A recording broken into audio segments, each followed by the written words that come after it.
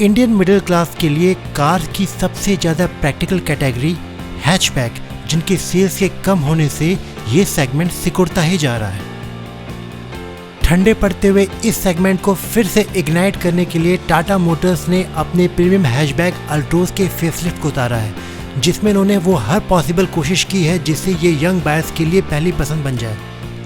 फिलहाल इस कैटेगरी में सिर्फ 3 कंटेंडर बचे हैं: टाटा अल्ट्रोज, मारुति बलेनो और Hyundai i20। इस वीडियो में हम ये कंपैरिजन करेंगे कि टाटा अल्ट्रोज फेसलिफ्ट और Hyundai i20, जो कि एस्पिरेशन वाइज और डिज़ाइन फिलॉसफी वाइज इससे सबसे ज़्यादा रिजेंबल करती है, इन दोनों में कौन बेहतर है।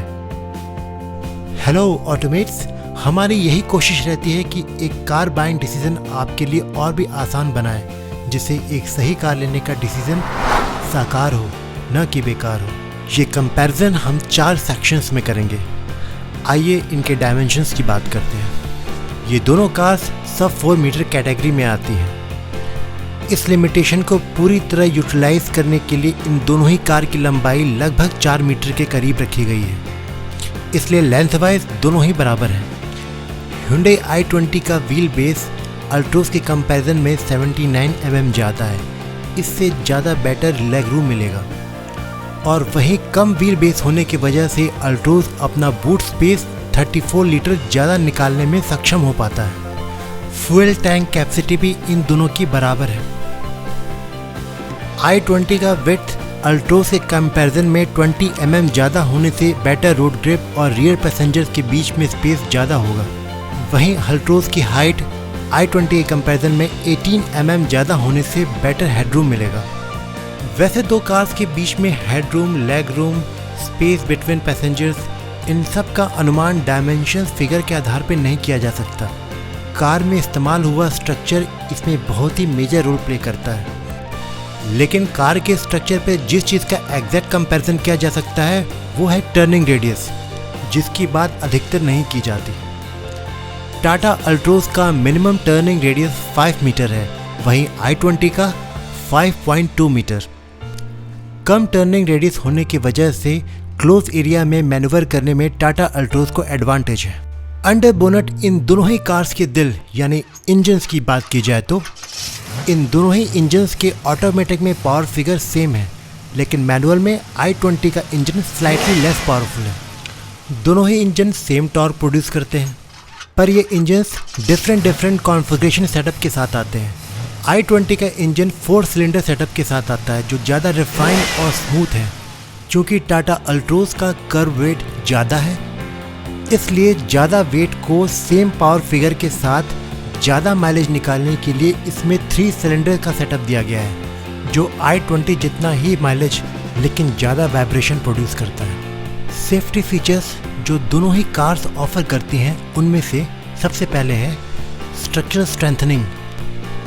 वैसे तो Hyundai मोटर्स i20 की स्ट्रक्चरल स्ट्रेंथनिंग की बात करती है, लेकिन नए i20 का क्रैश टेस्ट नहीं हुआ है, इसलिए हम इसके बारे में श्योर नहीं है। दूसरे कॉमन सेफ्टी फीचर्स हैं child anchor seat, 6 airbag, electronic stability programme and vehicle stability management, hill hold control और hill descent control, adjustable seat belts, Tata की आयरा और Hyundai का ब्लू लिंक जैसी लोकेशन बेस्ड सर्विस, और टायर प्रेशर मॉनिटरिंग सिस्टम।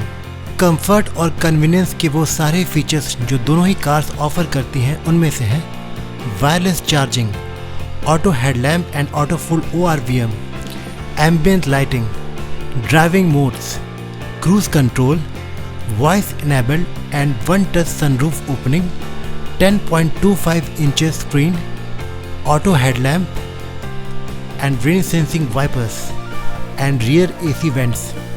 वो सारे features जो Tata Altroz offer करती है पर i20 नहीं। उनमें सेफ्टी फीचर्स हैं speed sensitive illuminated steering wheel, blind spot monitoring, इन क्लस्टर मैप नेविगेशन और 360 डिग्री कैमरा। कन्वीनियंस और स्टाइल फीचर्स में है air purifier, pedal shifter for automatic variant, LED fog lamp, flush door handle, cool gloves box, 90 degree opening door, dedicated express cool function और 60 watt charging support. और वहीं कुछ ऐसे भी features हैं जो i20 ऑफर करती है पर टाटा अल्ट्रोज नहीं। उनमें से हैं emergency stop signal, puddle lamp with welcome function, semi leathered upholstery और tilt and telescopic steering wheel. Other factors में हम उन सब्जेक्टिव वैल्यूज़ की बात करेंगे जो इनविजिबल तो होते हैं लेकिन कार बाइंग डिसीजन में सबसे ज़्यादा इम्पॉर्टेंट रोल प्ले करते हैं। आफ्टर सेल्स एक्सपीरियंस में काफ़ी लंबे समय से Hyundai टाटा के कंपैरिजन में मार्केट में ज़्यादा अच्छा गुडविल रखता है। लास्ट ईयर फाडा यानी federation of automobile dealer association द्वारा किए गए सर्वे में भी आफ्टर सेल्स सेटिस्फैक्शन इंडेक्स में Hyundai मोटर्स टाटा मोटर्स के कंपैरिजन में बेटर स्कोर अचीव किया था।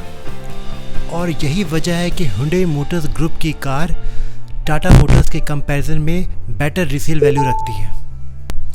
पर वहीं टाटा मोटर्स की हर कार अपनी बेटर बिल्ड और सेफ्टी के लिए जानी जाती है, तो वहीं Hyundai कार्स अपनी ग्लिच फ्री, सीमलेस इलेक्ट्रॉनिक्स और सॉफ्टवेयर सर्विसेज के लिए जानी जाती है। लेकिन यदि आपकी प्रायोरिटी एक डीजल इंजन या एक प्रैक्टिकल बूट स्पेस के साथ CNG है तो आपके पास सिर्फ अल्ट्रोज का ही ऑप्शन है। आप कौन सी कार पिक करोगे? कमेंट सेक्शन बताइए और देखते रहिए इंडियन ऑटोमेट।